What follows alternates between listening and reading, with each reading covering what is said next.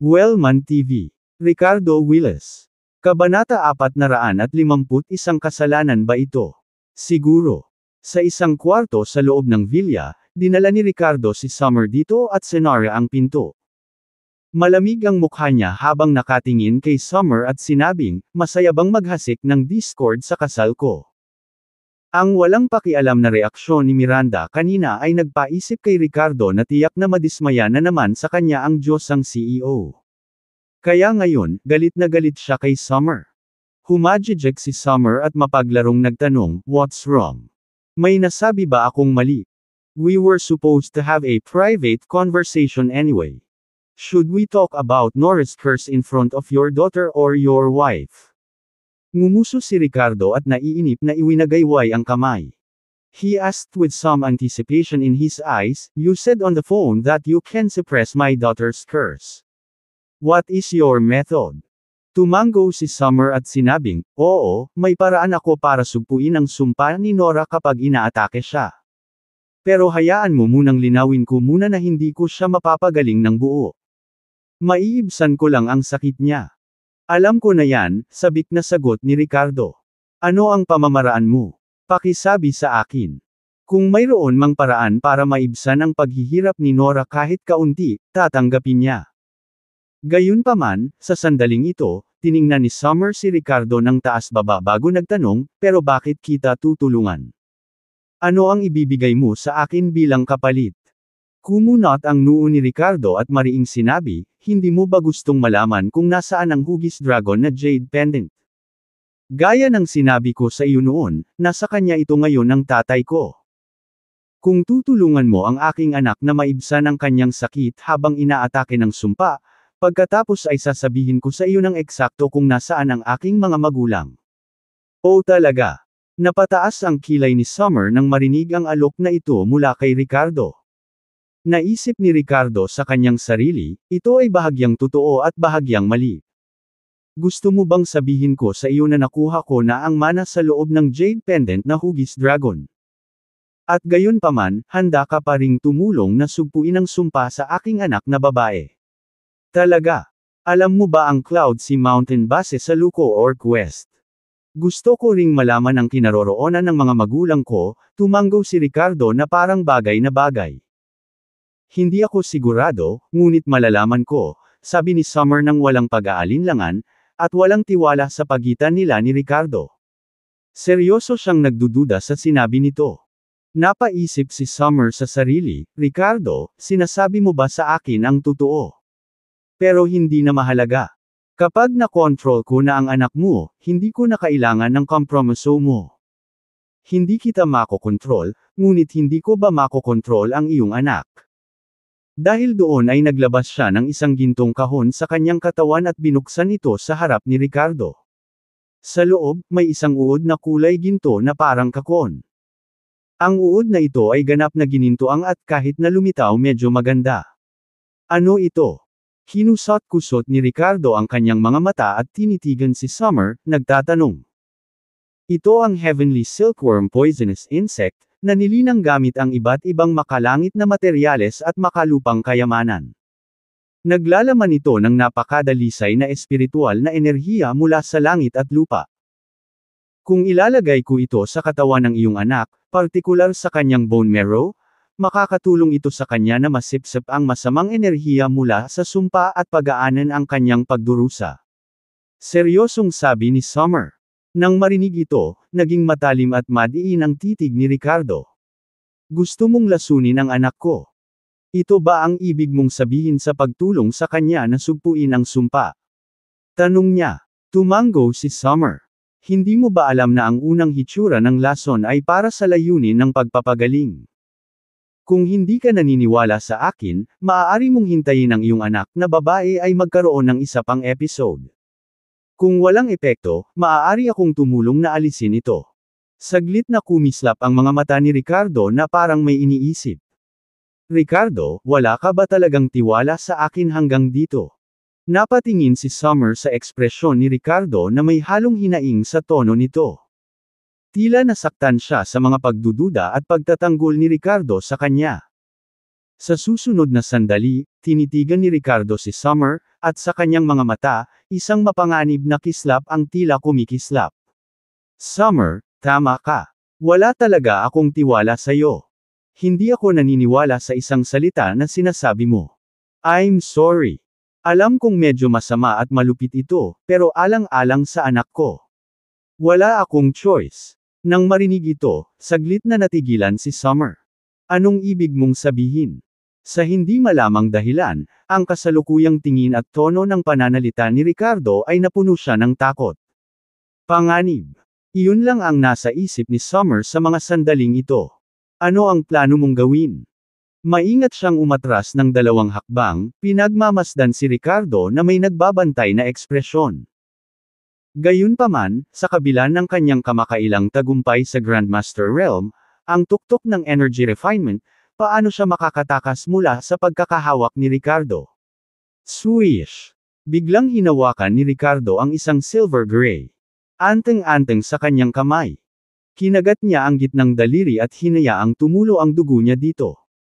Pagkatapos, ang kanyang figure ay naging isang after-image at nag-flash sa harap ni Summer.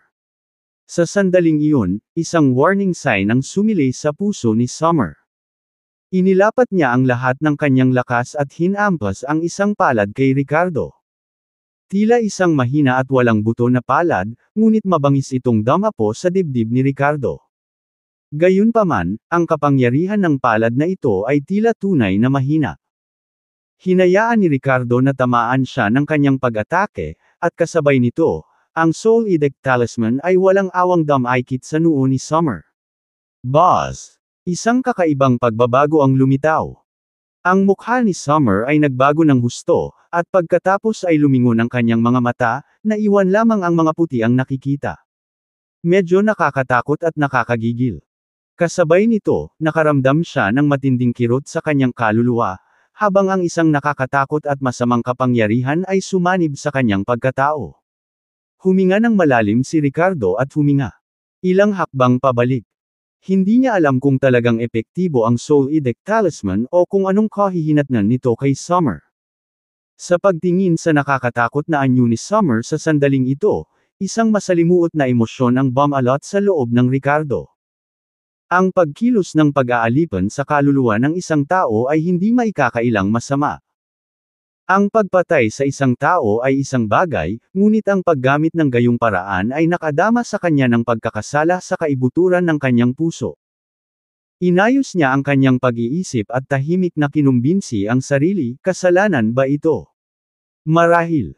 Pero kay Nora, maging demonyo man ako, so be it. Darling, kahit magdilim ang kaluluwa ng tatay mo, basta may batik ng pula sa dulo ng puso niya, tama na. At ikaw, aking mahal, naninirahan sa loob ng batik na iyon ng dugo. Kabanata 452 Nakilala ng tag-init ang guro. Makalipas ang humigit kumulang 15 minuto, sa wakas ay naging itim at puti muli ang nakakatakot na kulay abo-puting mga mata ni Summer. Sa susunod na segundo, tumingin siya kay Ricardo na may makapal na tingin ng pagkamangha at pagsunod. Flop! Lumuhod si Summer sa harap ni Ricardo, Master. Walang bahid ng pag-aatubili ang kanyang boses, isang manipis na paggalang lamang tulad ng paglalakad sa manipis na yelo. Ito ay isang uri ng pagsunod at takot na nagmula sa kaluluwa, kaya hindi niya magawang lumaban. Natigilan si Ricardo nang makita ito, may bakas ng hinala sa malalalim na mata. Nasa ilalim ba talaga ng kontrol niya si Summer? Ang Soul Edict Talisman ay sobrang dominante. Sa sandaling ito, nararamdaman niya na may kakaibang koneksyon sa pagitan nila ni Summer. May pakiramdam pa nga siya na hanggat iniisip niya iyon, madudurog niya ang kaluluwa nito sa mga piraso. Habang sinusubukan niyang maranasan ang pakiramdam na ito, nakita niya si Summer na nakaluhod sa lupa na may matinding takot. No. Don't do it, Master. Nanginginig siya pareho sa pisikal at boses. Bahagyang ngumiti si Ricardo at agad na inalis ang mga iniisip. Saka lang medyo gumanda ang kutis ni Summer. Tayo. Mahinang sabi ni Ricardo. Sa puntong ito, buong-buo siyang sinunod ni Summer na parang isang accessory na nakatayo sa tabi niya. Sa sandaling ito ay nakatitiyak si Ricardo na ang Soul Edict Talisman ay gumana ng perpekto. Si Summer ay ganap na nasa ilalim ng kanyang kontrol. Ang pagsira sa kanyang kaluluwa ay mag-iisip lamang. Bagamat ito ay medyo malupit, hindi lubos na masisi ni Ricardo ang kanyang sarili para dito. Hindi ba naisipan ng babaeng ito na gamitin ang mga walang prinsipyong paraan para kontrolin siya noon? Masasabi lamang na ito ay isang kaso ng pagpapatikim ng sariling gamot sa isang tao. I have some questions I want to ask you. Sana hindi mo ako paglaruan ngayon, malamig na tanong ni Ricardo. Sa totoo lang, hindi niya kailangang mag-alala tungkol dito. Sa ilang lawak, naiintindihan ni Ricardo ang mga iniisip ni Summer. Hindi ako manggahas, guru.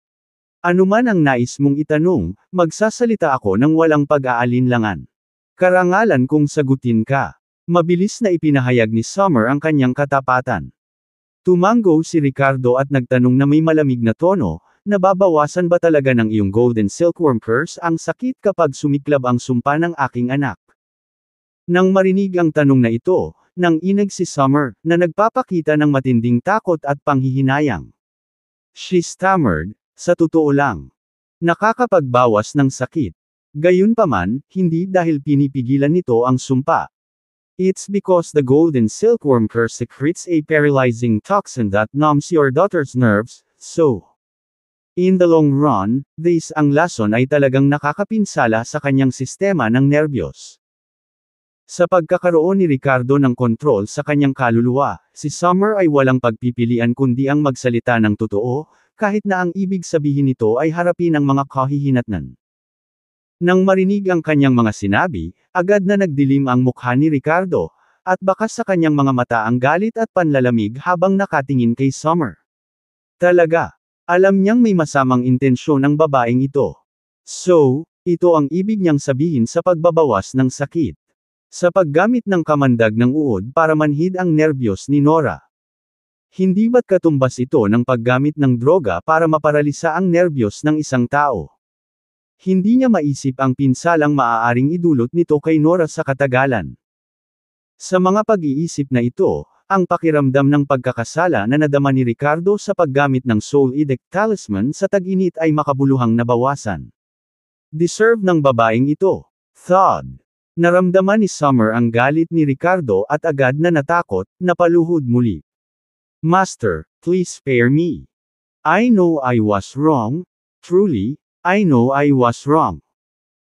Malamig na tumikim si Ricardo, hindi siya pinayagang bumangon sa pagkakataong ito, at tinanong si Summer, na nakaluhod pa rin, sabihin mo sa akin, paano mo nalaman na pumunta ka sa Edoland at hanapin ang jade pendant na hugis dragon? Saan mo nalaman ang impormasyong ito? Ang tanong na ito ay matagal nang nakabaon sa puso ni Ricardo, at matagal na siyang nag-aalala tungkol dito. Nababahala ito sa kaligtasan ng kanyang pamilya.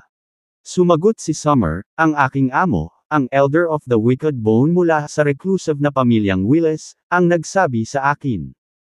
Kung paano niya nalaman, hindi ako sigurado. Pinaikit ni Ricardo ang kanyang mga mata.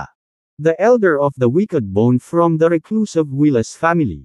Maliban sa kanya, sino pa ang nakakaalam? Walang iba. Sa pagkakaalam ko, walang ibang nakakaalam. Hinangad din ng elder ng wicked bone ang hugis dragon na jade pendant, kaya hindi niya ibinunyag ang impormasyon tungkol sa huling kinaroroonan ng iyong lolo sa Edoland sa sinuman, kabilang ang iba pang matataas na miyembro ng pamilyang Willis ay inilihim niya ito, umiling si Summer. Nang marinig ito, bahagyang nabawasan ang pag-aalala ni Ricardo. Ngayon, sa pagtingin dito, si Summer at ang kanyang Panginoon, ang elder ng wicked bone, ang kanilang kasakiman para sa jade pendant na hugis dragon ay naging isang paraan ng proteksyon para sa kanilang sarili. Alam mo ba ang tungkol sa Cloud Sea Mountain base sa Luco Orc West? Nagpatuloy si Ricardo, gustong makakuha ng mga sagot sa kanyang mga pagdududa mula sa bibig ni Summer. Sa kasamaang palad, hindi rin alam ni Summer ang tungkol dito. Umiling siya at sinabing, hindi ko pa narinig ang lugar na iyon, ngunit maaari akong magtanong para sa iyo, guro. Mabuti. Mag-ingat ka sa iyong mga kilos. Kung makatagpo ka ng anumang kapaki-pakinabang na impormasyon, ipagbigay alam sa akin kaagad. Pinakamabuting alamin mula mismo sa elder ng Wicked Bone kung paano niya nalaman ang tungkol sa Edolan, utos ni Ricardo. Magalang na sumunod si Summer, Master, makatitiyak ka, gagawin ko ang aking makakaya. Sumunod, tinanong pa ni Ricardo si Summer, kasama na ang lakas ng Elder of the Wicked Bone at ang kapangyarihan ng reclusive na pamilyang Willis. Ayon sa kanya, ang Wicked Bones. Ang lakas ay umabot ng maaga. Yugto ng Nascent Soul. Para naman sa matataas na miyembro ng pamilyang Willis, ang kanilang lakas ay lampas sa kanyang tansya bilang isang ordinaryong alagad. Gayunpaman, ang mga pangunahing miyembro ay walang alinlangan na kapantay o mas malakas pa kaysa sa Wicked Bone. Bagamat ang reclusive na pamilyang Willis ay isa ring puwersa sa nakatagong mundo, ang kanilang pundasyon ay higit na nakahihigit kaysa sa iba pang ordinaryong nakatagong sekta dahil nasa likod nila ang sinaunang pamilyang Willis, isang napakalaking nilalang. Matapos marinig ito, lihim na nabigla si Ricardo, napagtanto na hindi siya maaaring kumilos nang walang ingat sa puntong ito. Higit pa sa core formation ay ang Golden Core Stage, at higit pa doon ay ang Nascent Soul Realm. Sa wakas, bumalik ang paksa sa sumpa ni Nora. Nag-aatubili, tinanong ni Ricardo si Summer kung may paraan ba para masugpo ang sumpa kay Nora. Matapos mag-isip sandali, sumagot si Summer nang walang katiyakan. Well, wala si Wicked Bone. Ibig sabihin ay sugpuin ang sumpa. Tanong ko sa kanya bago ako pumunta dito. Maliban kung, guro, makakahanap ka ng isang mangkukulam na mas makapangyarihan kaysa sa Wicked Bone at bihasa sa mga sumpa at iba't ibang occultismo. Siguro. Hindi imposible. Pero parang, medyo slim. Nang marinig ito, ilang beses na kumikislap ang mga mata ni Ricardo, tumanggaw ng hindi pinaninindigan o tinatanggi. Maghanap ng isang mangkukulam na bihasa sa mga sumpa. Kabanata 453 ang paggalaw ng pamilyang kahoy sa Hidden World. Dir-diretsyong umalis si Summer sa bintana, at lumabas ng kwarto si Ricardo papunta sa sala. Si Miranda at Nora ay nakaupo sa sopa, nanunood ng mga cartoons sa TV. Nang makalapit si Ricardo ay ngumuso si Miranda at binigyan siya ng malamig na tingin. Tapos nakausap. Awkward na ngumiti si Ricardo, ang dating dominante niya sa harap ni Summer ay parang nawala agad. Oo. Itinuro ni Miranda ang kusina na may bahid ng mukha. Maghugas ka na ng pinggan.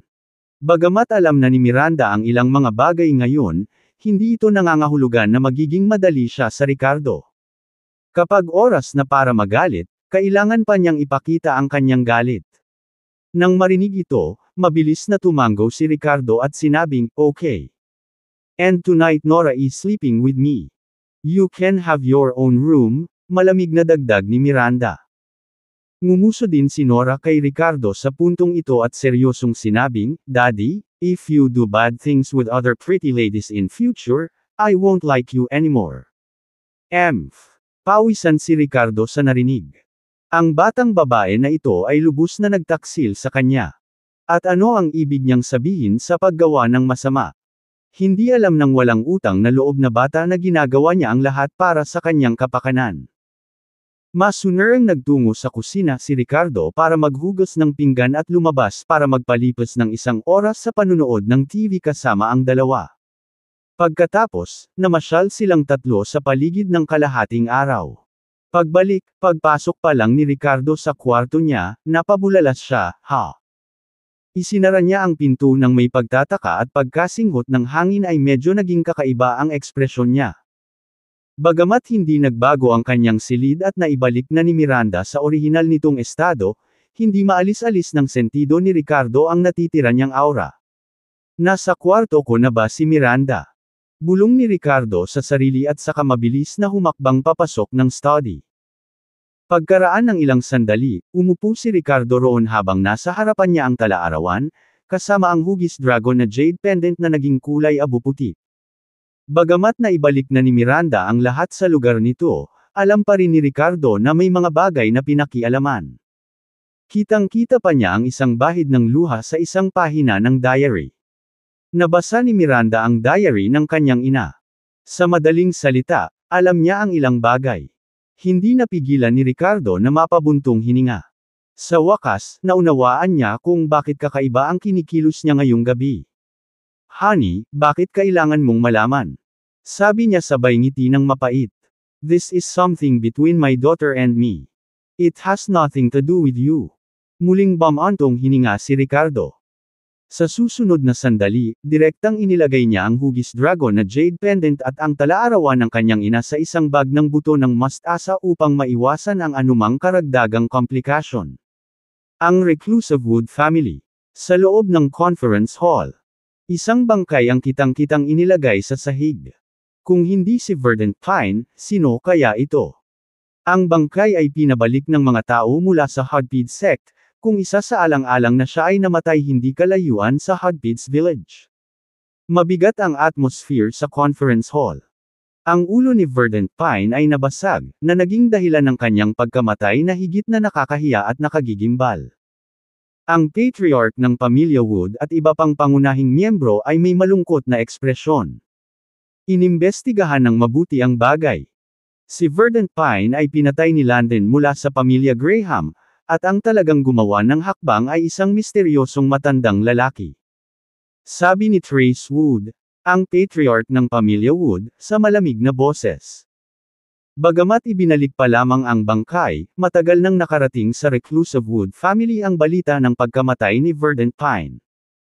Sa nakalipas na ilang araw, ang pamilya Wood ay nangalap ng impormasyon mula sa iba't ibang mga mapagkukunan, at naunawaan na nila ang mga detalye ng insidente mula sa iba pang maharlikang pamilya na lumalahok sa Clan Grand Competition. Sa bagay, nang harangin ni Verdant Pine si Ricardo, may mga miyembro din ng Black Moon Cult at iba pang dumaan. Nasaksihan ng mga taong iyon ang nangyari. Paano ito posible? Paanong ang pamilyang Graham, isang maliit na pamilya, ay magkakaroon ng taong kayang pumatay ng isang eksperto sa Golden Core? Hindi makapaniwala ang isang matanda. Oo. Paano magkakaroon ng ganoong kalakas na individual ang pamilya Graham? Napatay nila ang isang Golden Core expert sa isang sampal. Ang ganitong uri ng lakas ay dapat na hindi bababa sa nascent soul realm, pagsusuri ng isa pang tao. Tumango si Trace, talaga. Ang dating reclusive na pamilyang Graham ay walang ganoong pag-iral, at ang kasalukuyang pamilyang Graham ay mas malamang. Kung hindi, hindi sila masusupol ng ganito sa paglipas ng mga taon. So, may dalawang posibilidad ngayon. Sa puntong ito, huminto siya, naging solemn na ang kanyang tono. Una, ang London na iyon ay hindi talaga inapo ng pamilya Graham. Kakatuwang isipin na ang gayong halimaw ay maaaring lumitaw mula sa isang humihinang ordinaryong sinaunang Marshall family. Posibleng siya ay isang henyo mula sa isa pang makapangyarihang ancient martial forces na nagpapanggap na maging isang inapo ng pamilya Graham kaya naman may mga malalakas na cultivator sa itaas ng nascent soul na lihim na nagpo-protekta sa kanya. Ang posibilidad ay aksidenteng napatay ng misteryosong matanda si Verdant Pine. Ayon sa impormasyong nakalap ko, ang misteryosong matandang ito ay lumitaw sa Sacred Medicine Valley ng Hudpid sect. Sa oras na iyon, siya ay nalilito at walang kamalayan sa sarili.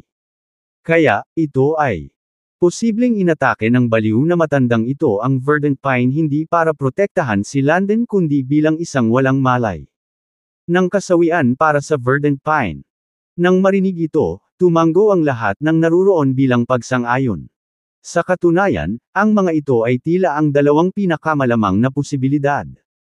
Sa pagpapatuloy, sinabi ni Trace, kahit na ang aming pamilya ay nawala ng isang elder, at hindi namin maaaring basta-basta pabayaan ito. Kung hindi tayo magre-react, walang magseseryoso sa atin and the future. Kaya naman nagpapadala ako ng mga tao sa Edoland para imbestigahan ng mabuti ang bagay na ito. Lalo na upang malaman ang higit pa tungkol kay Landon. Siyempre, ang misyon na ito ay maaaring may ilang mga panganib. So, sino sa inyo ang willing pumunta? Sa pagbagsak ng mga salita, ang mga matatanda at tagapag-alaga ng pamilya na naruroon ay natahimik, ang kanilang mga mukha ay hindi sigurado. Ito ay hindi isang madaling gawain. Kung mayroon talagang misteryosong matandang nagpo-protekta kay Landon, baka sila ay sampilan din hanggang sa mamatay. Ang misyon na ito ay hindi tungkol sa direkta Umaatake kay London ngunit iniimbestigahan lamang siya. Bagamat may mga panganib, hindi sila ganoon kalubha. Gusto ba ninyong lahat na ako, bilang patriarka, ay personal na kumilos? O gawin mo? Nais ng aming pamilya ay maging isang pinagtatawanan sa mga sekta. Kunot noong tanong ni Trace. Hilay. Nang marinig ito, tumayo ang isang matandang lalaki na nasa edad 60 o 70. May pagkakahawig siya sa verdant pine at may katulad na hitsura. Very well. We'll leave it to Semej, sabi ni Trace, may ngiti sa labi. Ang taong tumayo ay walang iba kundi ang nakababatang kapatid ni Verdant Pine, si Semej Wood, isa ring malakas na magsasaka sa maagang yugto ng Golden Core. Siyempre, dahil napatay si Verdant Pine, sino pa ang pupunta kundi ang sarili niyang kapatid? Huwag kang mag-alala, Mr. Wood. Iimbestigahan ko ng maigi. Kung si London ay tunay na inapo ng isa pang makapangyarihang paksayon, gayon din. Ngunit kung ito ang pangalawang posibilidad, sisiguraduhin kong wala siyang lugar na malilibingan at makapaghiganti. Pagkamatay ng kapatid ko, ipinahayag ni Semej ng may determinasyon. Kabanata 454 dahil taos puso kang nagmakaawa sa akin. Kinabukasan ng tanghali, dumating si Ricardo sa Graham residence kasama sina Miranda, Nora, at Mason. Ang buong lugar ay pinalamutian ng maligaya, na nagbibigay ng impresyon na ito ay isang pagdiriwang. Tila napuno ng saya ang kapaligiran sa buong pamilya Graham. Medyo pamilyar si Ricardo sa lugar na ito, at nakilala siya ng mga inapo ng pamilya Graham sa pasukan. Diretso niyang pinaandar ang kanyang sasakyan at ipinaroda ito sa isang open space sa loob ng estate. Pagkababa nilang tatlo ni Ricardo sa sasakyan, hindi na kailangan ni Ricardo ng mangganguna sa kanya.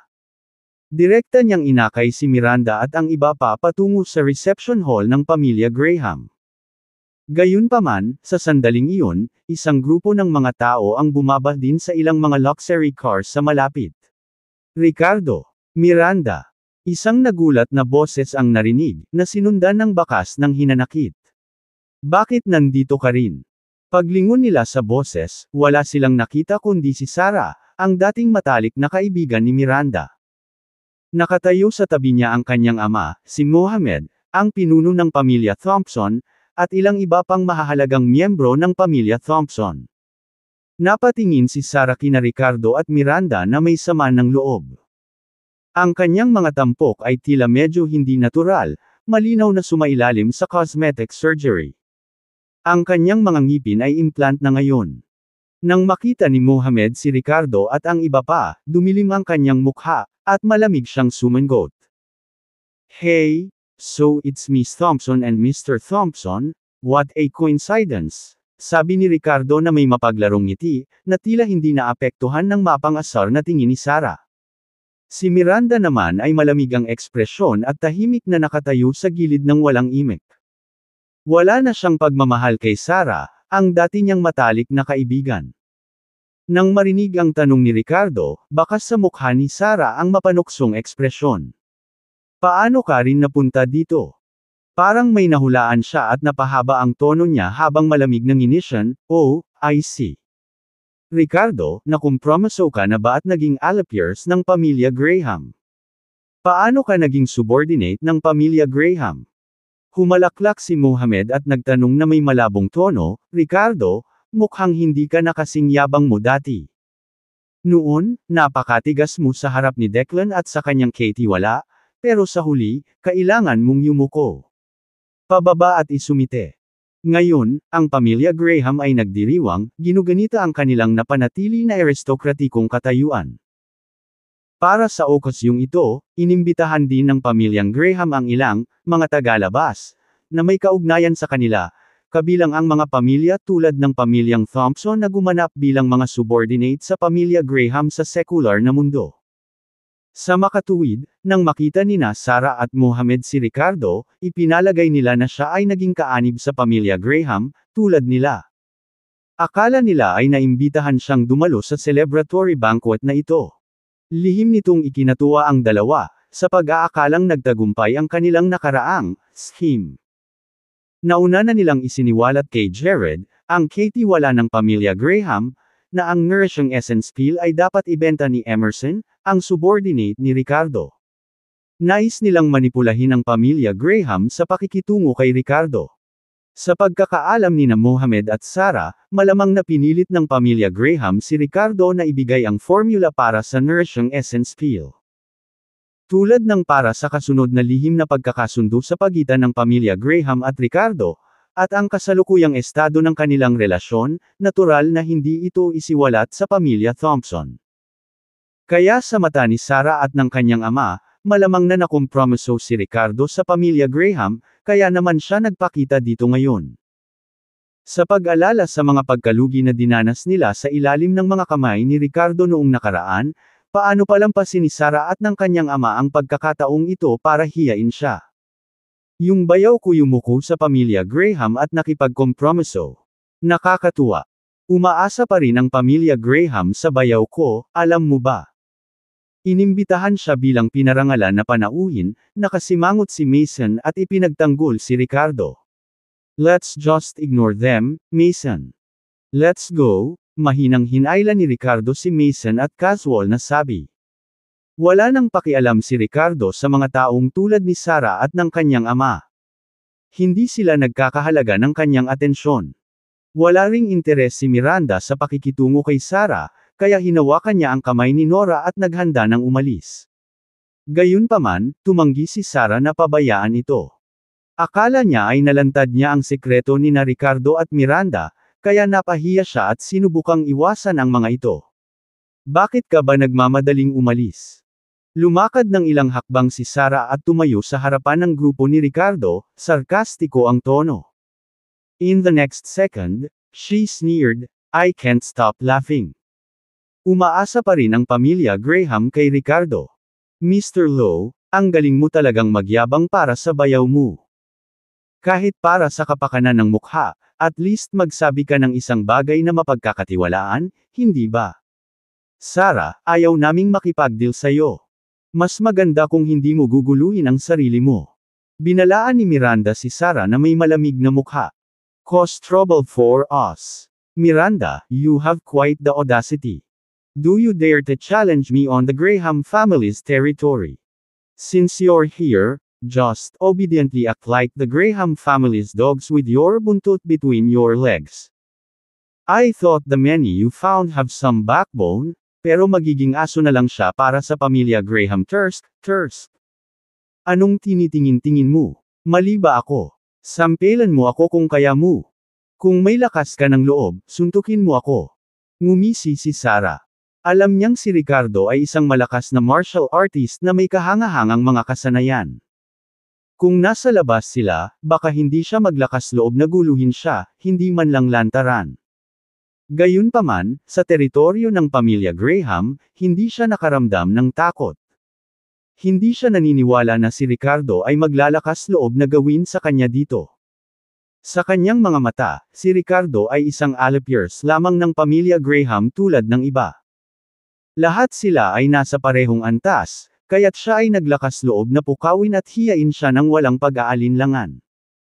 Nang marinig ni Miranda ang mga salita ni Sarah, nagalit siya kaya nagtakip ang kanyang mga ngipin at nais na sampelan siya. May mga tao, kapag hindi mo sila hinarap, sinusubukan pa rin nila. Gusto. Para ma-provoke ka. Parang poloka na tumatalon sa paa mo, hindi ka kinakagat, pero nakakainis ka pa rin. Sa sandaling ito, pinaikit ni Ricardo ang kanyang mga mata at sumili ang malamig na ngiti sa kanyang mukha. I've never heard such a cheap request before. Dahil gusto mong saktan kita ng husto, tutuperin ko ang hiling mo. Nang matapos siyang magsalita ay hindi na nagpapigil si Ricardo at diretsyong sinampal si Sarah. Kapag may tumayo sa harap mo, nagmamakaawa na tamaan ka, hindi patas na hindi pagbigyan ang kanilang kahilingan. Smack! Sa malutong na tunog ng sampal, nadapa si Sarah at bumagsak sa lupa. Ang kanyang bagong implant na maling ngipin ay lumipad palabas, at ang dugo ay bumulwak mula sa kanyang bibig. Kabanata 455 ang Jumping Clown. Yung ngipin ko. Sobrang sakit. Ricardo, hinihingi mo. Naglakas loob ka talagang suntukin ako, Napaupo si Sarah sa lupa, namimilipit ang kanyang mga tampok sa sakit. Hindi lang uminit ang mukha niya, nakaramdam din siya ng matinding sakit sa bibig.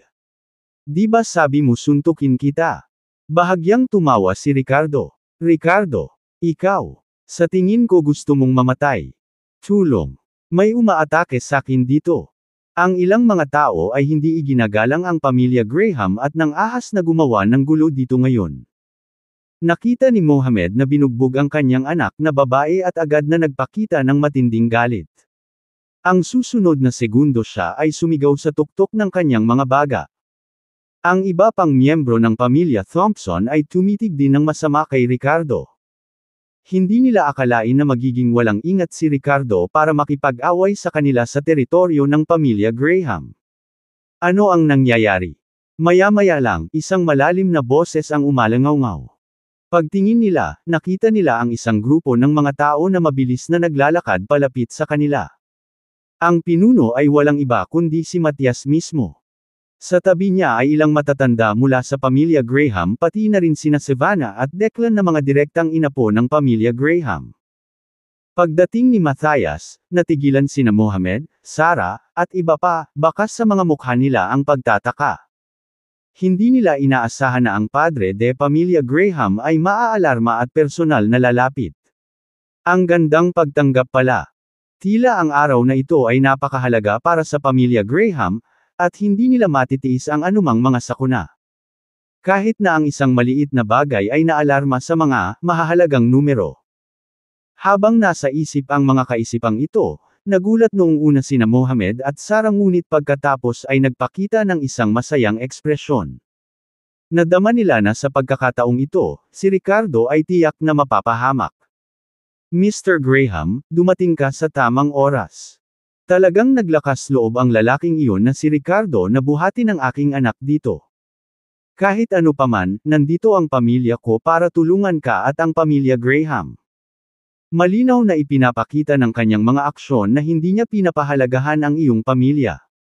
Galit na tinuro ni Mohamed si Ricardo. Namumula ang mukha ni Sarah na nagpapahayag pa rin ng sakit, ngunit ang mga mata niya kay Ricardo ay puno ng hinanakit at kasiyahan. Ricardo, tanga ka. Tapos ka na. Maghandang mamatay. Hahaha. Maaaring nasample mo ako, pero sulit kung kabayaran mo ang buhay mo. Napahamak ka. Gayunpaman, sa susunod na sandali, nang makita ni Matthias na ito ay si Ricardo, ang kanyang sumunod na reaksyon ay nagpaiwan kay Sarah at sa kanyang ama na tulala. Mr. Willis, dumating ka na. Isang matamis na ngiti ang ipinakita ni Matthias kay Ricardo at saka tumingin kay Nora. Nora, we meet again.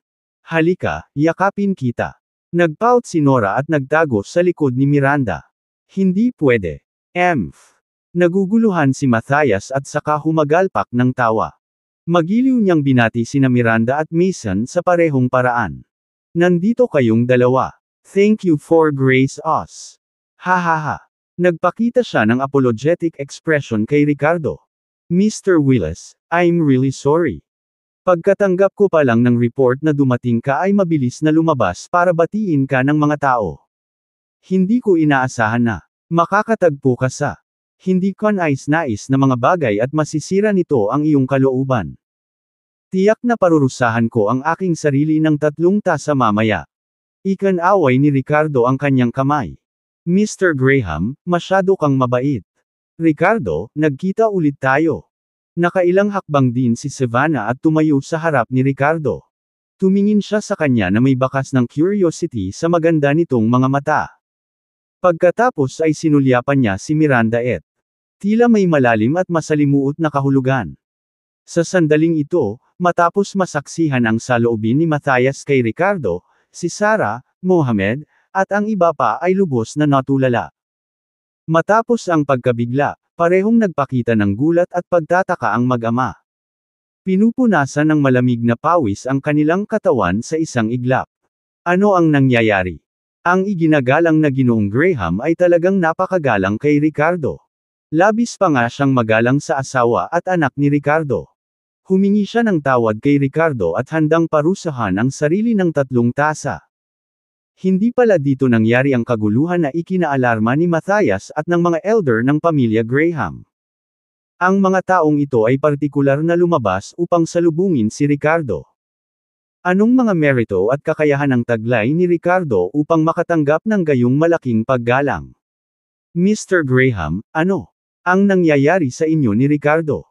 Naramdaman ni Mohamed ang panginginig ng kanyang mga binti, at nauuto siya, nagtanong, Mr. Graham, ano?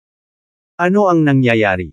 Nanlilisik ang mga mata ni Sarah, at nanginginig ang buong katawan.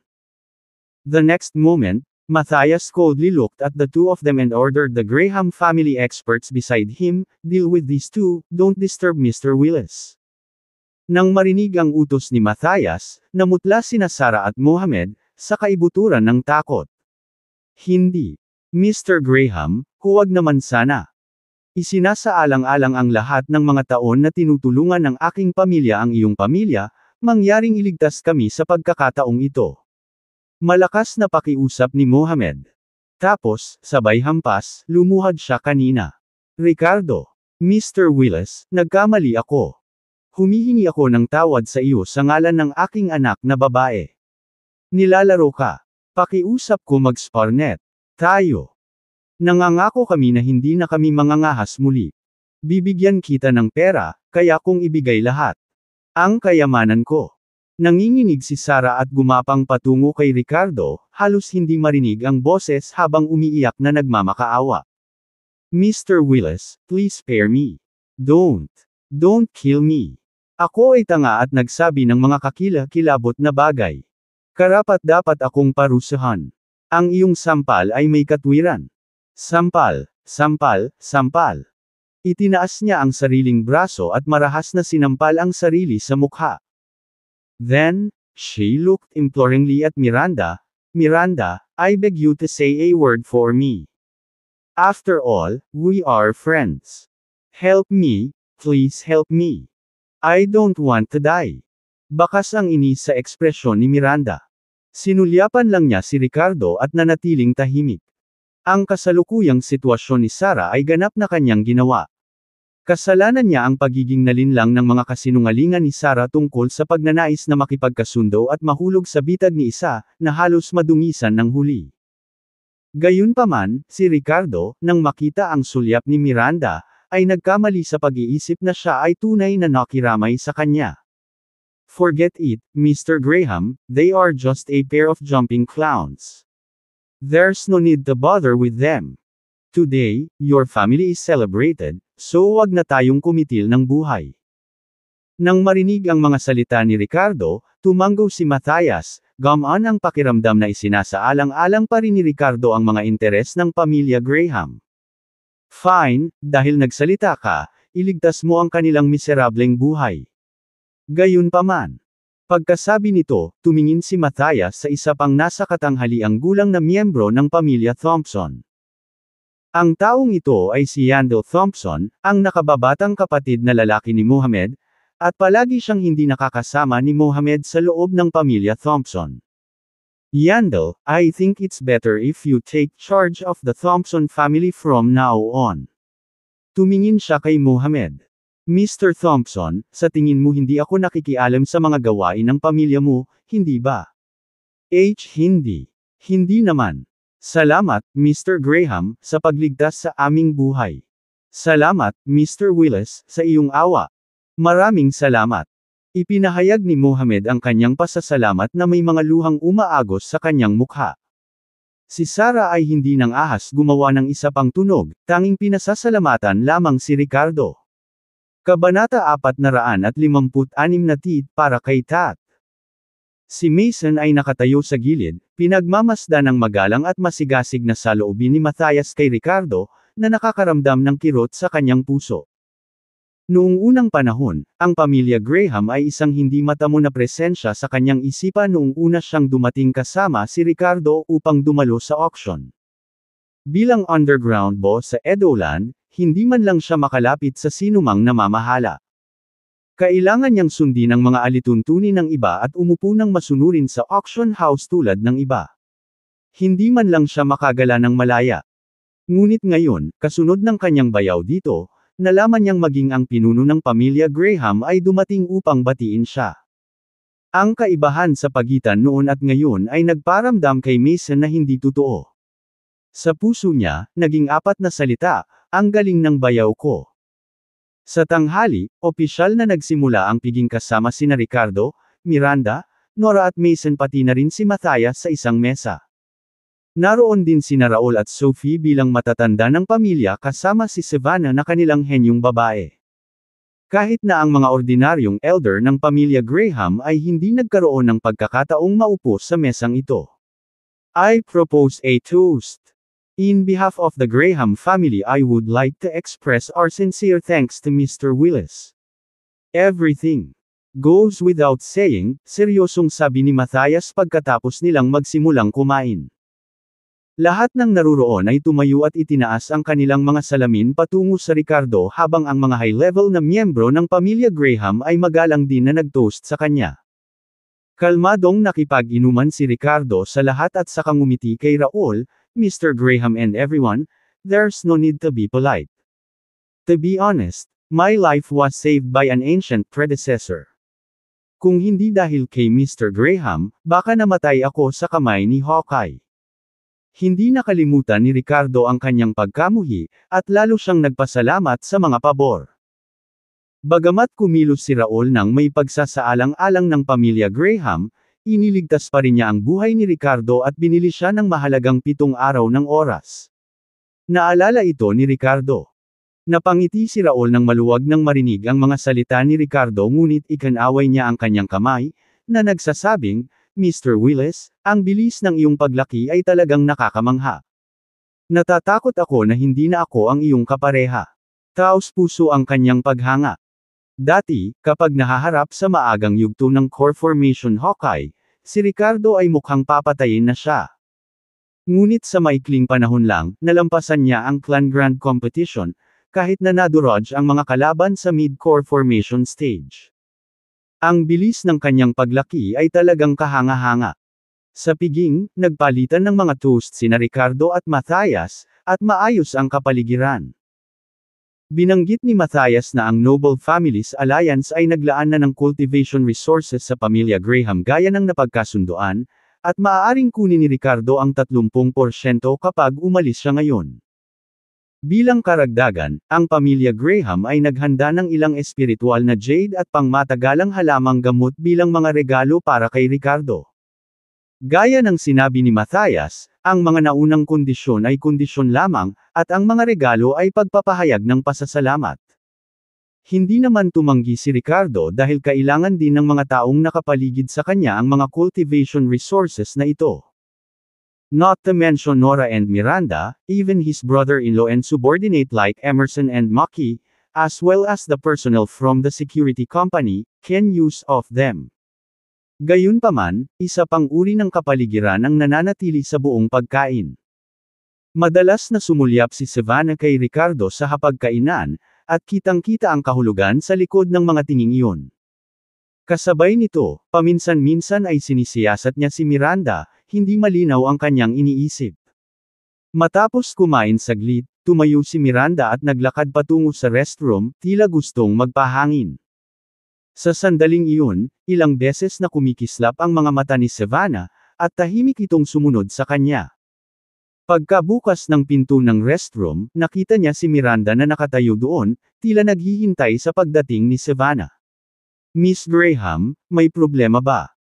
Kalmadong tanong ni Miranda na nakatingin sa dalaga na patuloy na nagnanakaw ng sulyap sa asawa. Isang hindi maipaliwanag na pakiramdam ng krisis ang bumangon sa puso ni Miranda. Tumigil sandali si Savannah, pagkatapos ay sumilay ang ngiti sa kanyang mukha habang casual na isinara ang pinto ng banyo.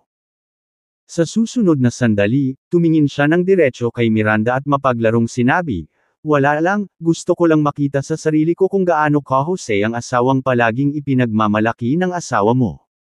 Nang marinig ang mga salitang ito, Miranda, nakataas ang isang kilay, at isang kurap ng emosyon ang dumaan sa maganda niyang mga mata.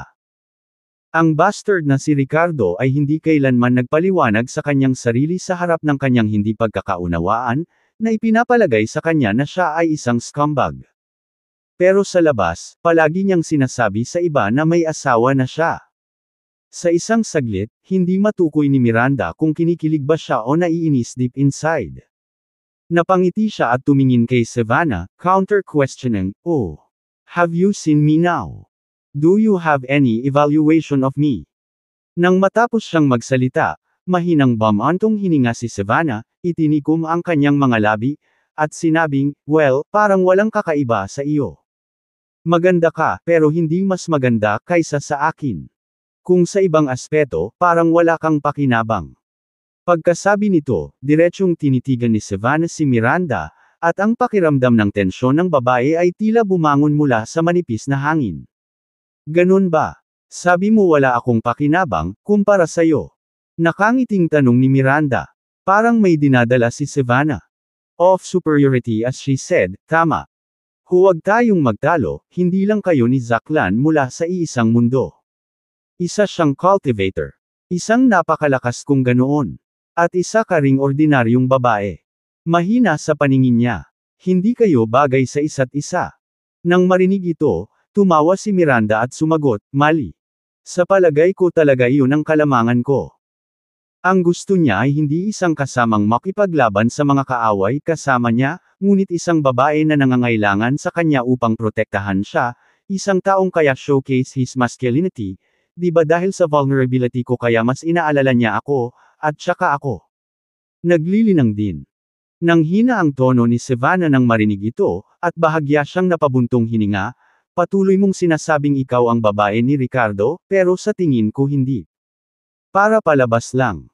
Siya ay isang pinakamataas na dalubhasa sa huling yugto ng Apisia, natural na may kakayahang makita ang ilang mga bagay." Si Miranda, sa ngayon, ay pinanatili pa rin ang kanyang kadalisayan. Naging hindi natural ang kutis ni Miranda nang marinig ito, tinitingnan ang mapanukso at mapang-uyam na ekspresyon ni Savannah, nakaramdam ng inis sa kanyang puso. Hindi niya inaasahan na sasabihin ito ni Savannah. "Hindi niya ako ginalaw, kaya lang." Nagnganga ang ngipin ni Miranda, magsasalita na sana nang may kumatok sa pinto ng banyo. "Bang bang bang. Honey. Kayo ba ni Miss Graham sa loob?" Sa labas, umalangaw-ngaw ang boses ni Ricardo. Nang marinig na siya iyon, hindi napigilan ni Miranda at Savannah na magpakita ng bakas ng gulat sa kanilang mga mukha. Kabanata 457 nangyayari ang pagbubukod. Napatingin si Ricardo sa dalawang babaeng lumabas ng restroom at puno ng hinala ang mukha nito. "Anong ginagawa niyong dalawa dyan?" tanong niya.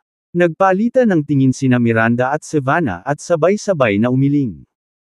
Sa sumunod na segundo, bahagyang tumawa si Savannah, binigyan ng makahulugang tingin si Ricardo, at naglakad palayo. Kumunot ang noo ni Ricardo, mukhang naguguluhan ng lumingon kay Miranda. "Honey, anong sinabi niya sa'yo?"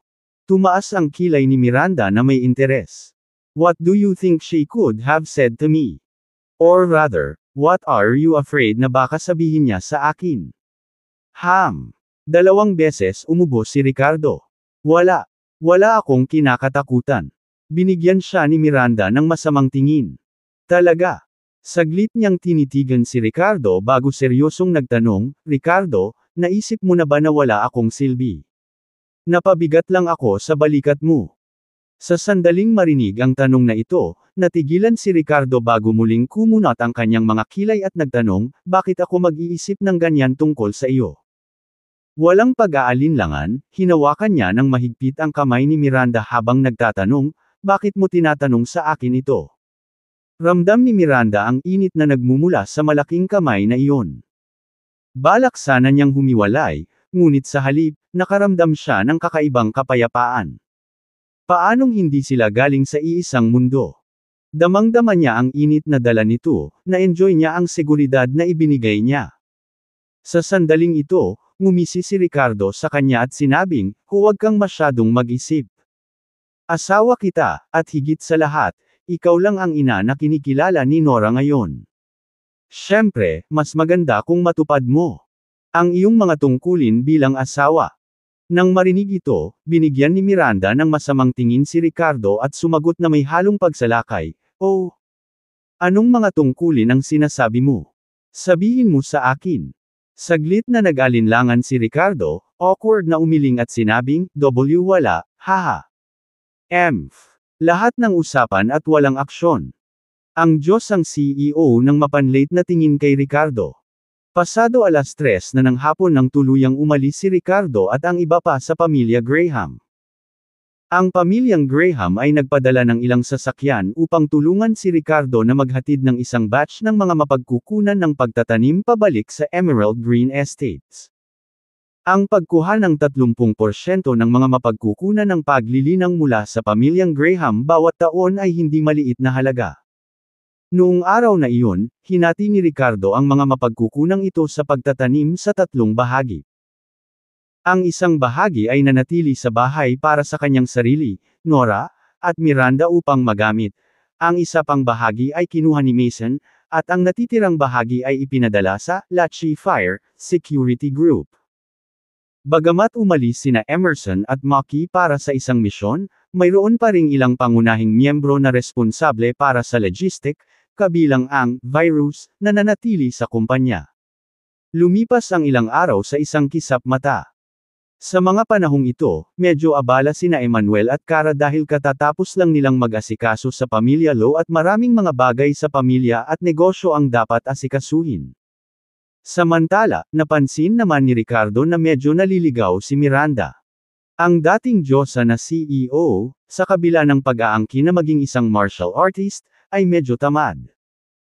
Gayunpaman, nitong mga nakaraang araw, sa tuwing siya ay babalik mula sa kumpanya, agad niyang sinisimula ng pagmumuni-muni at paglinang, madalas na hinihila si Nora kasama niya. Ang Fierce Phoenix Heart Sutra ay isang mahusay na cultivation technique. Hanggat mayroong sapat na espiritual na enerhiya at mga mapagkukunan ng paglilinang upang suportahan ito, halos walang mga bottleneck bago ang yugto ng apesya. Kasama ng patnubay ni Ricardo at ilang tulong na panggamot, medyo mabilis ang pag-unlad ni Miranda sa mga araw na ito, at nakalusot na siya sa antas ng Transmutation Force. Si Nora, bagaman medyo mabagal, ay umabot na sa antas ng Dark Force. Siyempre, ito ay mga antas lamang ng kanilang cultivation realms, at ang kanilang aktwal na lakas sa pakikipaglaban ay malamang na hindi dapat banggitin. Pagkalipas ng 5 araw, sa hapon, nakatanggap si Ricardo ng mensahe mula kay Emerson na nakabalik na sila mula sa kanilang misyon. Pagdating niya sa building ng security company, hindi niya inaasahang nakasalubong niya ang isang pamilyar na mukha sa lobby. Kinausap ni Monty sina Emerson, Maki, at ilan pang tao. Hawak niya ang isang silk banner sa kanyang kamay na may nakasulat na, "Protecting the employer without danger, serving the people with dedication," at nakangiti niyang iniabot kay Emerson. "Mr. Ramos, Mr. Harvey, let me tell you, if you need anything in the future, just come to this Lachi Fire Security Group. Ang kumpanyang ito ay puno ng mga tunay na eksperto. Salamat kina Mr. Hurst at Mr. Davis, ligtas kong naihatid ang batch ng mga hilaw na materyales pabalik mula sa Myanmar. Wala kayong ideya. Sinubukan ng mga pribadong militia na iyon sa Myanmar na pagnakawan ang aking mga gamit, ngunit lahat sila ay natakot kay Mr. Hurst at sa kanyang koponan." Hahaha. Seryosong sabi ni Monty sa ilang big boss sa paligid niya. Tuwang-tuwa sina Emerson at Maki nang makita nilang ipinakilala ni Monty ang napakaraming kliyente sa kanila. Hindi nila inaasahan na isasama ni Monty ang kanyang mga kaibigan para tumulong sa pagsulong ng Lachi Fire Security Group. Nang makita ni Ricardo ang eksenang ito, hindi niya maiwasang mapangiti ng makahulugan. Tila si Emerson at Maki ay dati nang kumuha ng trabaho sa may-ari ng Monty's Jade Wholesale Group. "Mr. Atkinson, what a coincidence!" Bati ni Ricardo habang papalapit. Nang makita ni Monty si Ricardo, huminto siya saglit sa kangumiti ng matamis, "Mr. Willis." Nag-iba ang tono niya, "Mr. Willis, nandito ka rin ba para kumuha ng mga tao? Sabihin ko sa iyo, magaling itong security company. Nagamit ko na ito dati. Kung mayroon kang protektahan o anumang bagay na i-escort, maaari mong ipagkatiwala ito sa kanila." Nang marinig ito, tumango si Ricardo na nakangiti, "Sige. May kakaibang ekspresyon sina Emerson at Maki, iniisip na hindi alam ni Monty na ang behind-the-scenes na boss ng security company na ito ay si Ricardo. Sa sandaling ito, tumingin si Monty. Ricardo, yung mata niya bigla lumiwanag, at nagpakita siya ng bahagyang nahihiyang ngiti. Pinunasan niya ang kanyang mga kamay at nagtanong, Mr. Willis, may oras ka ba? Nakatanggap lang ako ng isang batch ng magaspang na bato ng jade. Ikaw ba ay interesadong tingnan? Maaari kang pumili kung aling piraso ang gusto mo. Napataas ang isang kilay ni Ricardo, considering na wala talaga siyang gagawin ngayon, kaya tumanggo siya, sure. Siyempre, alam niya na gusto ni Monty na tingnan niya at suriin ang kalidad ng mga batong jade. Ang galing! Salamat, Mr. Willis, haha. Excited si Monty nang makitang sumang-ayon si Ricardo, puno ng saya ang kanyang mukha. Matapos makipagpalitan ng kasiyahan kina Emerson at Maki saglit at may hatid ang sutla na banner, dinala ni Monty si Ricardo sa kanyang Jadestone warehouse. Sa loob ng isang malaking bodega na parang pabrika, may mga tambak ng magaspang na bato ng jade. Mr. Willis, ito ang batch. Take your time to choose, inakay ni Monty si Ricardo sa isa sa mga tambak. Ang balat ng mga batong jade na ito ay tila naglalabas ng pahiwatig ng berdeng esmeralda, at naramdaman ni Ricardo ang isang mahinang espiritual na aura na nagmumula sa kanila, na nagpapahiwatig na silang lahat ay mga mataas na uri ng mga bato. Ipinasok niya ang kanyang dragon energy. Ang kanyang mga mata at tumingin, tumanggo bilang pagsang-ayon, Mr. Atkinson, mahusay ang ginawa mo sa batch na ito ng mga batong jade. Bagamat ang ilan ay maaaring pangkaraniwan, wala pang 1/5 ang mga ito. Sa pangkalahatan, maaari itong ituring na isang mahusay na batch. Ng mga materyales Mr. Atkinson, siguradong nakagawa ka ng malaki. Kumita sa pagkakataong ito. Naningkit ang mga mata ni Monty nang marinig ito, oh. Thank you for your kind words, Mr. Willis. Bagamat hindi gumamit ng lampara o nag-obserba ng mabuti si Ricardo tulad ng ibang mga eksperto, binigyan niya lang sila ng isang mabilis na sulyap. Gayunpaman, pagkatapos masaksihan ang mga kakayahan ni Ricardo, buong tiwala si Monty sa kanyang paghatol. Mr. Willis, huwag mag-atubiling pumili kung aling piraso ang gusto mo. Maaari kang pumili ng ilan kung gusto mo, mapagbigay na sabi ni Monty, sa isang bid na pasayahin si Ricardo. Napangiti si Ricardo. Siya ay orihinal. Nilayo niyang tumanggi dahil ito ay isang maliit na bagay lamang para sa kanya, at ayaw niyang samantalahin si Monty gayunpaman. Sa sandaling iyon, naramdaman niya ang paggalaw mula sa hugis dragon na jade pendant sa kanyang mustard seed bag. Parang may kakaibang nangyayari. Kabanata 458 Scapegoat. Naramdaman ang pagbabago-bagong ito, namangha si Ricardo. Naisip niya na pagkatapos na pumasok sa katawan niya ang kaluluwa ng dragon sa jade pendant na hugis dragon at nakuha niya ang mana nito, ang jade pendant ay naging walang kwentang bato. Kung tutuusin, naging kulay abo at puti, di ba? Kahit na ang kaunting pahiwatig ng espiritual na enerhiya na nakapaloob sa ordinaryong jade ay wala na. Ang tanging dahilan kung bakit itinatago pa rin ito ni Ricardo at dinala pa niya ito sa kanyang bag na buto ng mustasa ay upang magtago ng isang alaala nito. Ngunit sa hindi inaasahan, sa sandaling ito, itong jade pendant ay nagkaroon ng espesyal na pagbabago. Sinuri ni Ricardo ang kanyang kamalayan sa bag ng buto ng mustasa. Sa susunod na segundo, tumingin siya sa isang tiyak na direksyon na may matalas na mata. Kasunod ng pagbabago-bago ng hugis dragon na jade pendant, ang kanyang tingin ay nahulog sa isa pang tumpok ng mga bato. Naglakad siya palapit doon. Tumigil sandali si Monty bago sumunod sa mga yapak ni Ricardo. Sa direksyon na iyon, nakatayo sa malapit ang isang nasa katanghaliang gulang na lalaki na may maitim na balat at maliit ang tangkad, habang pinapanood si Monty na itinuro ang pagbaba ng karga ng truck. Nang makitang magkalapit sina Monty at Ricardo, isang matamis na ngiti ang ipinakita ng lalaki kay Monty. Mr. Atkinson, dumating ka ng personal ngayon. Bati niya. Tumanggo si Monty at tumingin sa mga ibinababa na bato na walang ekspresyon ang mukha. Casual niyang tanong, Carson, pinadala mo ba ito? Tumango si Carson Porter, Mr. Atkinson, ang sabi ng amo namin na itong batch ng Yellow Dragon Jade na magaspang na bato ay ibinebenta sa iyo sa pinakamababang presyo sa merkado. Ikaw na ang bahala sa negosyo namin sa hinaharap. Haha. Pang-iinis ni Monty, caught the act. Puro karumihan ng mga bato mula sa bago mong hukay. Kung hindi dahil sa tuwid na mukha ay nagmamakaawa ang amo mo, hindi ko nabibilhin ito sa mas murang halaga. Hindi mo ba ako mabibigyan ng pinakamababa presyo? Nang marinig ito, napangiti si Carson, bakas sa mukha nito ang pagkapahiya, ngunit hindi siya naglakas loob na sumagot. Nagsasabi ng totoo si Monty. Ang kanilang minahan ay natuklasan kamakailan, at sa simula, inakala ng amo na naka-jackpot na sila. Gayunpaman, kalaunan ay napagtanto nila na ang Yellow Dragon Jade na pinakintab mula sa mga minahan na bato ay puno ng mga dumi. Ang kalidad ay partikular na mahina. Nakipagtulungan noon si Monty sa amo ni Carson, kaya binigyan niya sila ng mukha at bumili ng isang batch sa may diskwentong presyo. Ngunit ngayon, pumunta si Carson kay Monty at ipinagmalaki ang pagbibigay sa kanya ng pinakamababang presyo sa merkado, na hindi nakalulugod kay Monty. Sa sandaling ito, lumingon si Monty kay Ricardo at nagtatakang nagtanong, Mr. Willis, gusto mo ba ang Yellow Dragon Jade?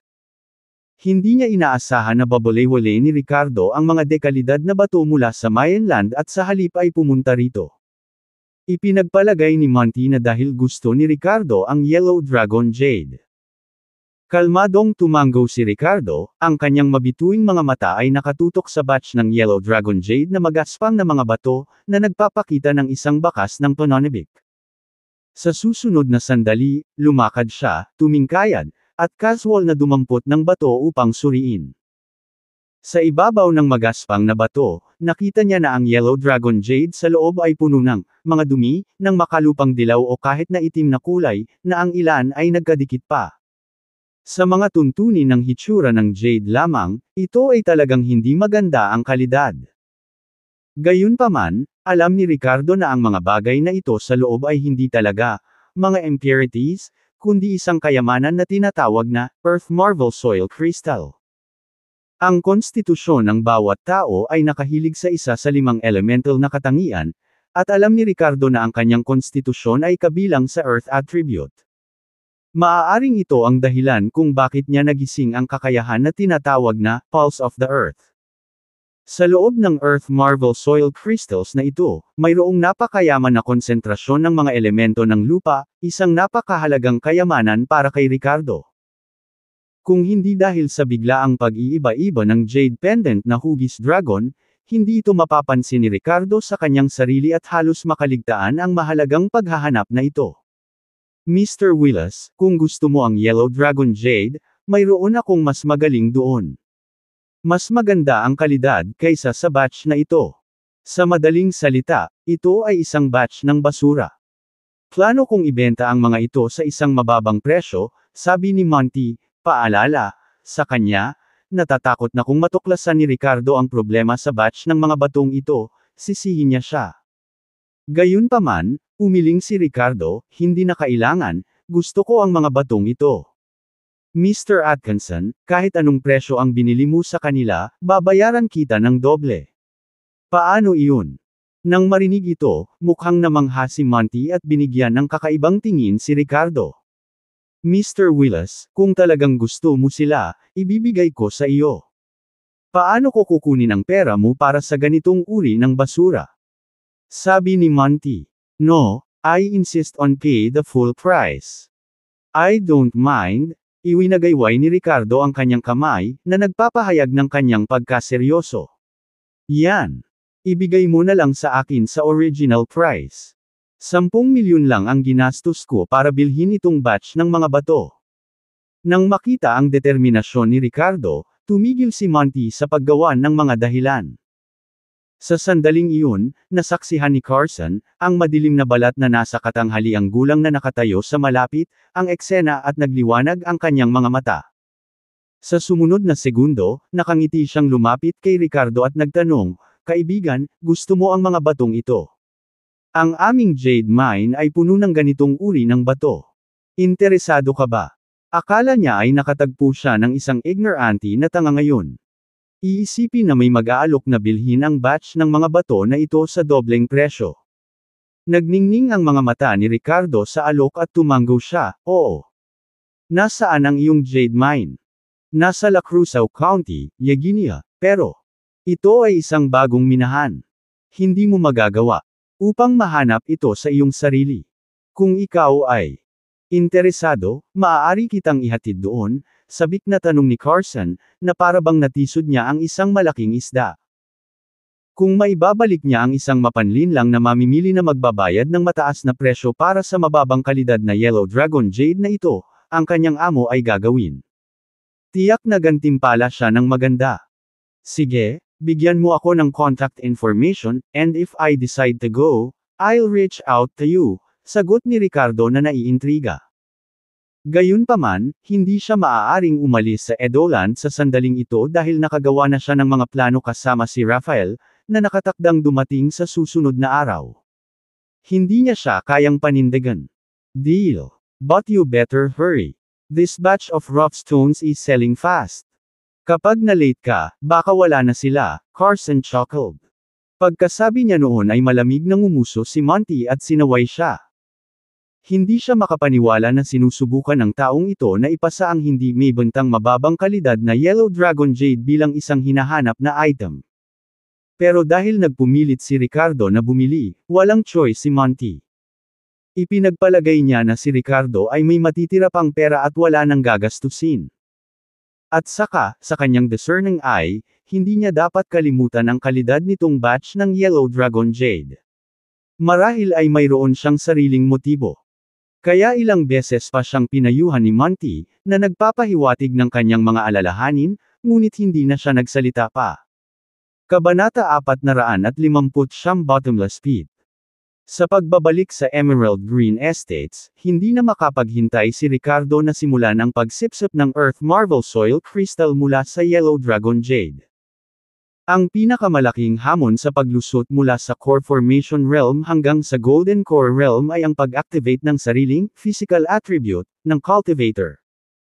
Ang Golden Core, na kilala rin bilang sariling Golden Core, ay naglalaman ng hindi lamang lubos na condensed true energy kundi pati na rin ang pisikal na katangian ng cultivator. Ito ang dahilan kung bakit ang isang Golden Core expert ay maaaring ganap na mangibabaw sa isang Core Formation Realm expert. Dahil ang kanilang pisikal na katangian ay na-activate at nagising, ang kanilang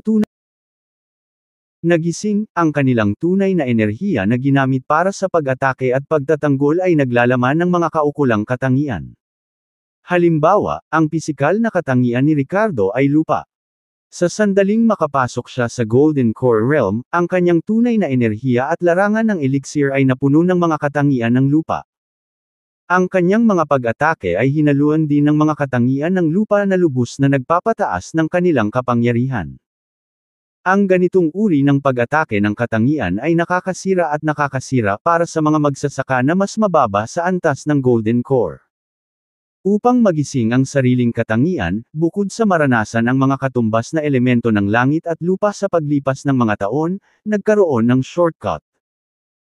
Iyon ay upang makakuha ng mga kayamanan na naglalaman ng mga kaukulang elemento ng elemento o upang sumipsip ng sapat na dami ng mga elemento sa loob ng isang kapaligiran na puno ng mga partikular na elemento ng elemento, sa gayon ay mabilis na nagising ang sariling mga katangian at nakakamit ng isang pambihirang tagumpay. Dahil si Ricardo ay isang perpektong opisya, mula sa sandaling siya ay pumasok sa Core Formation Realm, ang kanyang larangan ng elixir ay ganap na tumigas sa isang solidong anyo. Sa mga tuntunin ng anyo ng larangan ng elixir, nasa par na siya sa tuktok ng huling yugto ng Core Formation. Kapag nagising na niya ang sarili niyang mga katangian, malaki ang posibilidad na gagawa siya ng isang lukso at direktang papasok sa Golden Core Realm. Kaya naman tuwang-tuwa si Ricardo nang makita niya ang Earth Marvel Soil Crystal. Ang mayamang elemento ng lupa na nasa loob nito ay maaaring makatulong sa kanya na gisingin ang kanyang mga likas na katangian. Pagkaraan ng ilang sandali, isang mahinang patong ng dilaw na liwanag ang kumikislap sa katawan ni Ricardo at unti-unting naglaho. Sa kasamaang palad, ang dami nitong batch ng Earth Marvel Soil Crystal ay napakaliit pa rin para suportahan ang paggising ng aking mga likas na katangian. Marahil ay kailangan ko talagang pumunta sa Yaginia. Umiling si Ricardo, hindi masyadong nadismaya. Nakahanda na siya sa pag-iisip, alam niyang hindi sapat ang Earth Marvel Soil Crystal lamang. Sumunod, inilabas niya ang jade pendant na hugis dragon na naging kulay abo-puti mula sa kanyang bag na buto ng mastasa. Pagtingin sa pendant ay bumakas ang curiosity sa mga mata ni Ricardo. Akala ko isa lang itong alaala, pero ngayon ay parang may iba ka pang mahiwagang katangian. Ngayon, pag-aaralan kitang mabuti. Nakangiting sabi ni Ricardo. Dati, kapag nakita niya ang pendant na naging grayish-white, parang nawalan ito ng spiritual energy, hindi niya ito gaanong pinansin. Ngunit sa pagkakataong ito, ang pendant ay nag-react at gumabay sa kanya upang matuklasan ang Earth Marvel Soil Crystal, na nagpaunawa kay Ricardo na hindi pa rin ito isang ordinaryong bagay.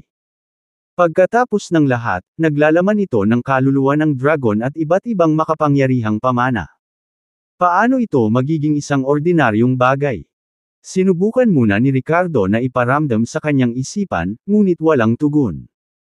Pagkatapos ay pinasok niya ito ng isang tipak ng totoong enerhiya. Whoosh! Lumitaw ang isang mahimalang eksena na ikinamangha ni Ricardo. Tila hinihigop ng pendant ang kanyang tunay na enerhiya na parang espongha. Kaya't ipinagpatuloy ni Ricardo ang pagbubuhos nito ng totoong enerhiya. Sa pagkakataong ito, bumungad sa kanyang mukha ang matinding pagtataka. Ang grayish-white dragon-shaped jade pendant ay tila isang walang katapusang kailaliman, walang pinipiling sumisipsip ng kanyang tunay na enerhiya. Nagpatuloy si Ricardo sa pagbubuhos ng tunay na enerhiya, at muli, ito ay walang alinlangan na hinihigop. Makalipas ang mahigit isang oras. Isang pagod na ekspresyon ang lumitaw sa mukha ni Ricardo. Nakaramdam siya ng kahinaan, na parang ang kanyang mga meridian at ang tunay na enerhiya sa kanyang larangan ng elixir ay ganap na walang laman. Ang lahat ay ibinuhos sa jade pendant na ito na hugis dragon. Napatingin si Ricardo sa pendant na may halong paghanga at pagkadismaya. Damn it, it's insatiable. It truly is a bottomless pit. Ilang beses na umikot ang mukha niya, at hindi niya maiwasang mamangha. Gusto niyang makita kung anong mga pagbabago ang magaganap kapag naglagay siya ng sapat na true energy sa pendant. Dahil dito, naubos siya nito ng buo, at hindi pa rin nakontento ang pendant. Gayunpaman, hindi dumating si Ricardo. Umalis na walang dala. Nagulat siya nang matuklasan na ang tunay na enerhiyang inilagay niya sa hugis dragon na jade pendant ay hindi nawala. Sa isang pag-iisip, maa-absorb niya ito pabalik mula sa pendant, na parabang ang pendant ay isang storage device para sa totoong enerhiya. Ang hindi inaasahang sorpresa na ito ay nangangahulugan na mayroon siyang totoong istasyon ng supply ng enerhiya. Ngayon, magagamit ko na ang aking Pulse of the Earth technique nang hindi nababahala na maubos ang aking tunay na enerhiya sa isang pagkakataon. Kung gagamitin ko ang Sky Cleaving Startled Swan Sword technique ng 5 beses na magkakasunod, ang aking tunay na enerhiya ay mauubos din. Kaya ko pumili lamang ng isa sa mga trump card na ito, na medyo nakakapanghinayang ngunit sa totoong function ng pag-iimbak ng enerhiya ng hugis dragon na jade pendant. Magagawa ko pa ba ang lahat ng siyam na anyo ng Sky Cleaving Startled Swan kung mag-iimbak ako? Sapat na totoong enerhiya. Habang iniisip ito ni Ricardo, nagningning ang kanyang mga mata sa pananabik.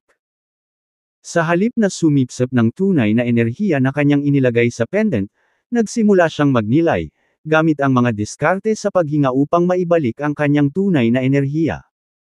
Sa isang silid ng hotel sa Edolan, nagsagawa si Semage ng mga pagsisiyasat sa loob ng ilang araw at nakalap ng halos lahat ng kinakailangang impormasyon tungkol sa Ricardo. Kung tutuusin, medyo naging celebrity na si Ricardo sa Edolan, kaya hindi mahirap mang-alap ng impormasyon tungkol sa kanya. Tinawagan niya ang ulo ng pamilya, si Trace, upang iulat ang kanyang mga natuklasan. Nalaman ko na. Itong si Landon, na ang tunay na pangalan ay Ricardo Willis, ay hindi talaga nagmula sa pamilya Graham. Oh, sumagot si Trace, ang dami kong hinala. Paanong ang isang maliit na pamilya tulad ng pamilyang Graham ay makagawa ng isang napakapangit na henyo? Then his tone changed. Pero may nalaman ka ba sa background ni Ricardo? Speaking of this, may bahid ng kakaiba ang boses ni Semej. According to my investigation, parang walang gaanong background si Ricardo. Kalokohan. Paano ito posible? Paanong ang isang taong walang background ay maaabot ang antas ng isang mid-stage na core formation cultivator sa kanilang early 20s? Baka masyadong misteryoso ang background niya. Baka may na-encounter na siya. Pambihirang pagkakataon. Pagkatapos ng lahat. Base sa aking pagsisiyasat, ilang taon na ang nakalilipas, ang taong ito ay nagsimula ng isang maliit na pabrika at kalaunan ay nagpakasal sa anak ng isang mayamang pamilya sa lokal na lugar. Ang lakas niya. Parang biglang sumulpot. Bago yun, isa lamang siyang ordinaryong tao. May isang pagkakataon na ang kanyang anak na babae ay nagkasakit ng malubha, at hindi niya kayang bayaran ang mga gastusin sa pagpapagamot, kaya ipinagbili pa niya ang isa sa kanyang mga bato. Kung mayroon siyang malakas na puwersa sa likod niya, kahit na gusto niyang maging mahinahon, hindi ba siya humingi ng tulong sa kanyang pamilya kapag desperado siyang itago ang kanyang background? Kaya sa tingin ko ang posibilidad ng taong ito ay biglang makakuha ng ilang uri ng pagkakataon ay medyo mataas.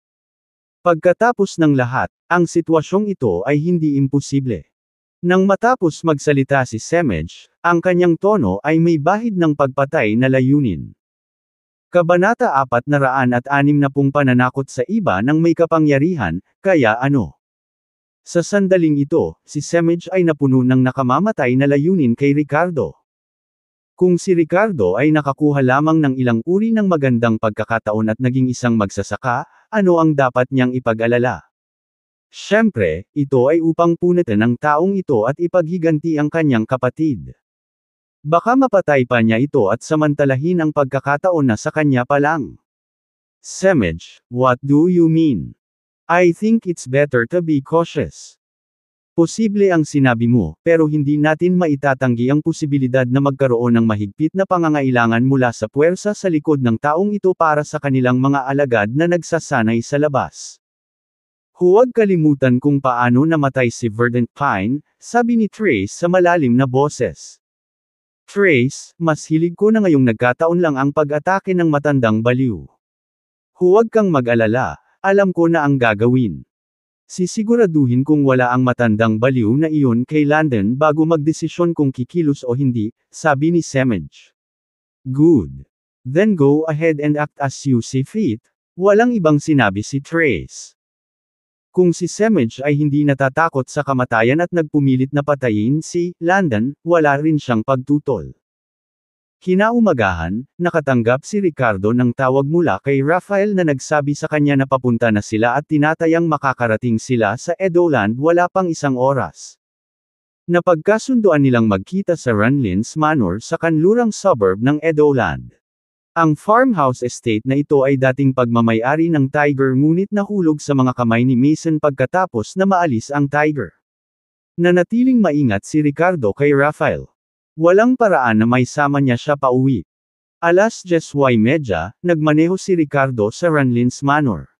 Ang lugar na ito ay nasa ilalim ng pamamahala ng isang pinagkakatiwalaang subordinate ng Mason na nagngangalang Titan. Pagkarating ni Ricardo, inayos ni Titan ang isang pribadong silid para sa kanya. Mr. Willis, bagay ba itong private room? Binuksan ni Titan ang pinakamarangyang kwarto at magalang na tinanong si Ricardo pagpasok nila. It's fine, just for discussing some matters, casual na sagot ni Ricardo. Tumango si Titan at sinabing, please have a seat, Mr. Willis. I will take my leave. Titango na sana si Ricardo, pero sa pagkakataong iyon, nagbago ang ekspresyon niya. Nakita niya ang isang matandang lalaki na may masiglang aura na casual na itinulak ang pinto ng pribadong silid at pumasok. Nang makita ang matandang ito, bahagyang nanghina ang mga mag-aaral ni Ricardo, at may bakas ng pagkaseryoso sa mukha nito. Titan, close for business at tanghali. Maghiwa-hiwalay ang mga tao dito, may mga bagay akong dapat asikasuhin.